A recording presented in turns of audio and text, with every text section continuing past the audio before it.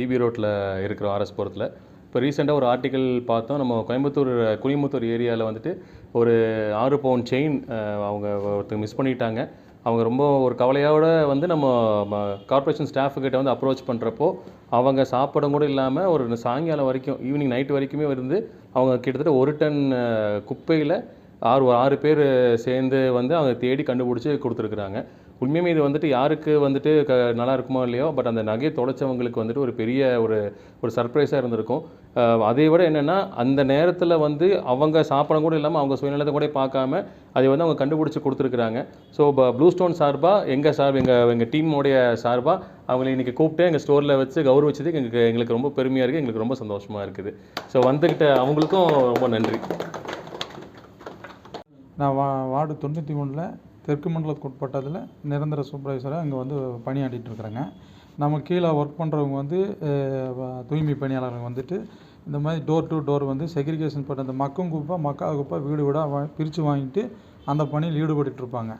அப்போது இந்த அம்மா என்ன பண்ணியிருக்குங்க, அந்த நகையை தொலைச்சவங்க வந்து என்ன பண்ணியிருக்காங்கன்னு கேட்டிங்கன்னா, காலையில் இவங்க 7 மணிக்கு போய் குப்பை வாங்கிட்டு வெளியே வந்துடுவாங்க. குப்பை வாங்கிட்டு வெளியே வந்ததுக்கப்புறம் பார்த்திங்கன்னா அந்த அம்மா ஒரு 8:30 9 மணிக்கு எந்திரிச்சு பார்க்கும்போது நகை காணோம். எப்படி நகை மிஸ் ஆச்சுன்னா, அந்த அம்மா மாத்திரை சீட்டில் போட்டுட்டு ப்ரெஷர் இருக்குங்களாம், அந்த அம்மாவுக்கு மாத்திரை சீட்டில் போட்டு பெட்டில் படுத்திருக்கும்போது பெட்டுக்கு கீழே விழுந்துருச்சு. மருமக வீடு பூரா ஒட்டையை அடித்து போட்டு என்ன பண்ணுச்சுன்னு கேட்டிங்கன்னா, அதை குப்பையில் எடுத்து மருமக குப்பை பாக்ஸில் போட்டுச்சு. இவங்களுக்கும் தெரியாமல் இவங்க என்ன பண்ணிட்டாங்க, ஆர்கானிக் இல்லை இந்த மொத்த குப்பையில் வந்திருக்குன்னு சொல்லி எம்ஆர்எஃப்பில் கட்டி கொண்டு போய் போட்டாங்க.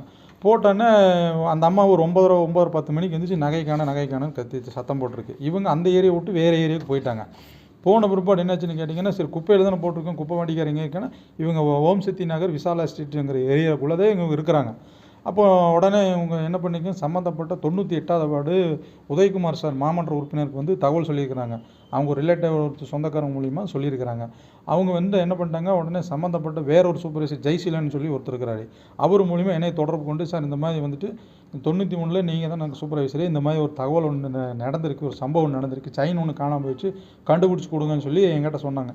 நான் என்ன பண்ணேன், சரிங்க உடனே ஸ்பாட்டுக்கு போகிறேன்னு சொல்லி நான் வேறு பக்கம் இருந்து உடனே சம்மந்தப்பட்ட இடத்துக்கு போய் பார்க்கும்போது பார்த்திங்கன்னா இந்த மாதிரி நகை காணுங்க அப்படின்னா, வண்டி எங்கேங்க, வண்டி இந்த ஏரியாவில் இருக்குங்க, வண்டி கூப்பிடுங்க அப்படின்னு சொல்லி அப்புறம் எம்ஆர்எஃப் எங்கே வச்சுருக்கீங்க, இங்கே வச்சுருக்கீங்கண்ணா, அது எனக்கு என்ன பண்ணுவீங்களோ தெரியாது, நீங்கள் வந்து இன்றைக்கி வந்து பிரித்து கொடுத்து தான் ஆகணும்னு சொல்லிங்க. 10 மணிக்கு ஸ்டார்ட் பண்ணதுங்க, சாயந்தரம் 4:30 ஒரு 5 மணியெல்லாம் ஆயிடுச்சுங்க.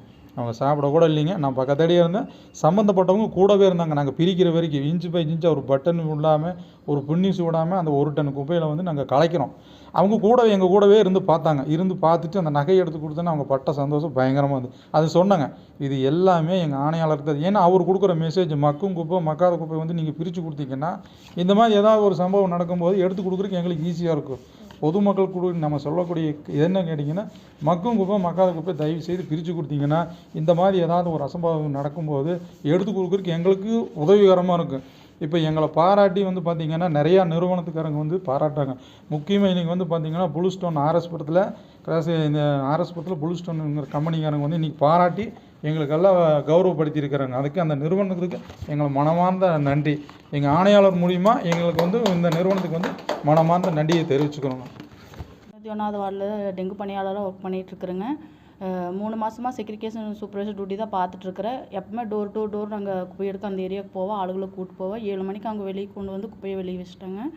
அப்புறம் நாங்கள் அந்த ஏரியாலாம் முடிச்சுட்டு வெளியே வரும்போது மணி 10 மணி இருக்கும். ஆனால் நான் அதுக்குள்ளே நகை இருந்தது வந்து எங்களுக்கு தெரியாது. அப்புறம் தான் அவங்க சொன்னாங்க, இந்த மாதிரி மாத்திரை போட்டு நாங்கள் சைனை கழட்டி மாத்திரை கவரில் போட்டு வச்சிட்டோம், மருமக எடுத்து வெளியே போட்டா, குப்பை டப்பாவில் போட்டா, எங்களுக்கு தெரியல, குப்பைக்குள்ளே தான் போட்டேன்னு எனக்கு நல்ல ஞாபகம் இருக்குதுன்னு சொன்னாங்க.